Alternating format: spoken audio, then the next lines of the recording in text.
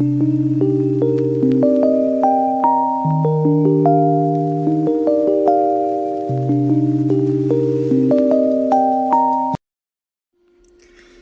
रात अचानक गुड़िया की तबीयत बहुत खराब होने की वजह से मैं परेशान हो गई।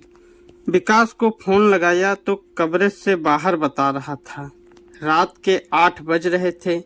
कुछ समझ नहीं आया तो मैं अकेली ही डॉक्टर को दिखाने के लिए निकल पड़ी। नीरवता में अजीब सी शांति थी।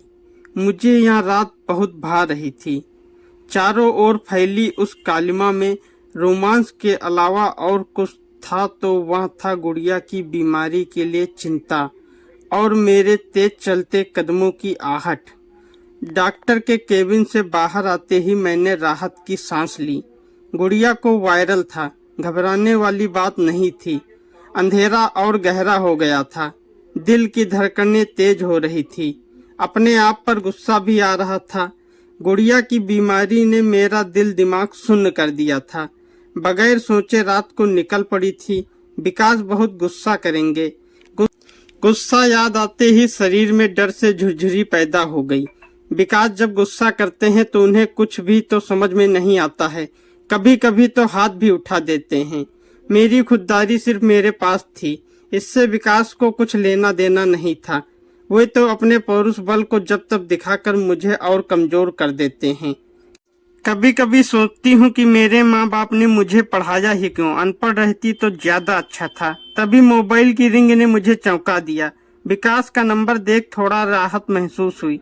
कहाँ हो? मैं घर आया तो दरवाजे पर ताला लगा देख घबरा गया। विकास का घबराया स्वर सुनकर मेरा डर और बढ़ गया। मैंने कांपती आवाज में जवाब दिया, गुड़िया की तबीयत बहुत खराब हो गई थी। तुम्हारा मोबाइल कवरेज क्षेत्र से बाहर बता रहा था। पड़ोसी के घर चाबी है, ले लेना। तुम वहीं रहो, मैं थोड़ी देर में आता हूँ, कहकर विकास ने फोन काट दिया। मेरे बेचैन मन को शांति मिली। फोन कटने के बाद जैसे ही नजर उठाई कि मुझे बरसों पुरानी मेरी एक दोस्त दिखाई दी। हम एक दूसरे को कुछ देर देखते रह गए। बात करने की पहल उसी ने की। व्हाट ए सरप्राइज रचना, तुम मुझे यहाँ ऐसे मिलोगी मैं सोच भी नहीं सकती थी। मैंने मुस्कुराते हुए हल्के से उसका हाथ दबा दिया।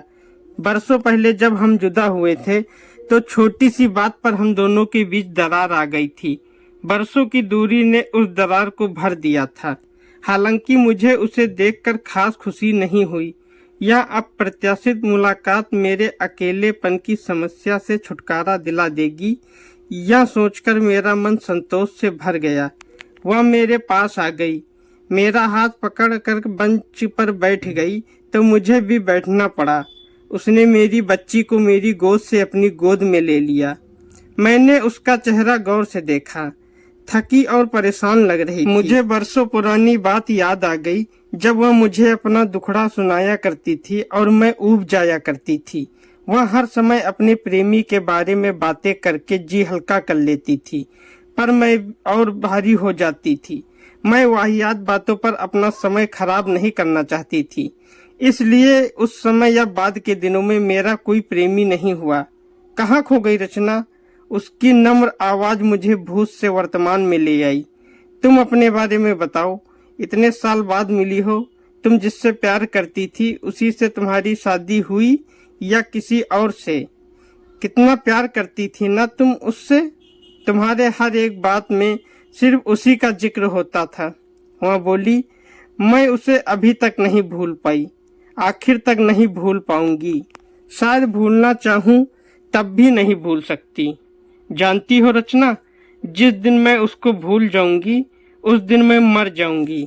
उसने मेरे साथ विश्वासघात किया, मुझे धोखा दिया, प्यार मुझसे किया और शादी किसी और से।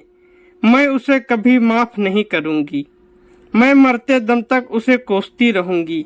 वह जहाँ है जैसे भी है कभी खुश नहीं रहेगा। मेरी जिंदगी को बर्बाद करने वाला कभी आबाद नहीं रहेगा।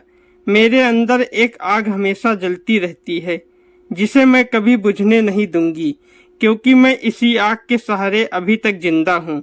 मैं अब किसी आदमी पर भरोसा नहीं कर पाती। वह मेरा विश्वास इस कदर तोड़ गया है। मेरे शरीर के एक एक हिस्से पर उसके स्पर्श के निशान हैं। उसने मुझे निचोड़ दिया है। मेरे अंदर अब कुछ भी नहीं बचा है कि मैं अब किसी दूसरे पुरुष से शादी भी कर सकूं। मैं टूट गई हूं। बस अब तो मेरी एक ही ख्वाहिश है, किसी भी तरह वह बेवफा मुझे मिल जाए और मैं उससे बदला ले सकूं। लेकिन इस सब के बावजूद मैं उसे खोज रही हूं। कई शहर भटक रही हूं, बस एक ही ख्वाहिश के लिए कि वह एक बार मिल जाए कहीं भी। मैं परेशान हो गई। अभी भी इसकी बातों में, इसके जेहन में सिर्फ वही लड़का है। इन्हीं वाहियात बातों के कारण मैंने इससे दूरी बना ली थी। पर आज की अप्रत्याशित मुलाकात के बाद भी इसके पास बात करने के लिए सिर्फ एक ही व्यक्ति था। मैंने कहा, प्रिया, भूल जाओ उस शख्स को जिसने तुम्हें इतना दर्द दिया है। उसे तुम्हारी कद्र नहीं है। तुम क्यों उसके पीछे अपना जीवन बर्बाद कर रही हो? आगे बढ़ो, तुम्हें उससे कहीं अच्छा और ज्यादा प्यार करने वाला लड़का मिल जाएगा।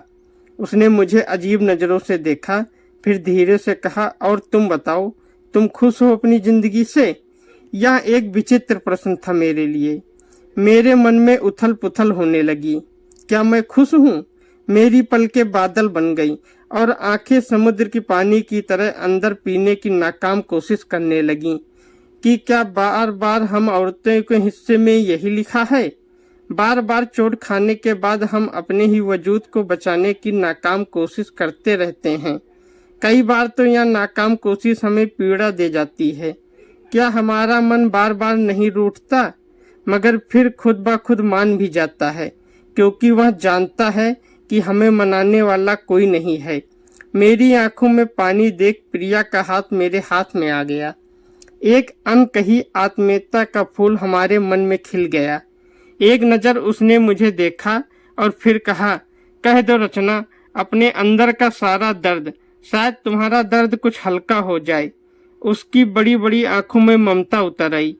मैं क्या बताऊं प्रिया, मेरी जिंदगी रेगिस्तान है जिसमें कोई फूल नहीं खिल सकता। पोस्ट ग्रेजुएशन करते ही मेरी शादी हो गई।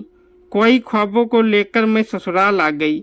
सुहाग रात के दिन करीब 12 बजे मेरे पति शराब के नशे में लड़खड़ाते हुए आए।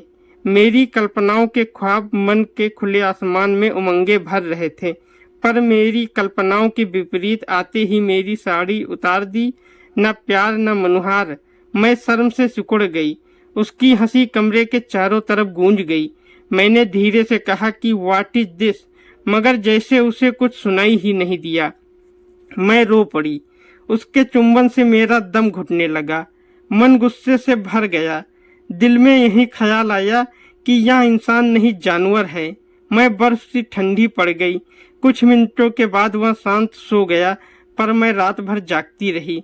शरीर और मन दर्द से तड़पता रहा। प्रिया, मैं बलात्कार की शिकार हो गई थी।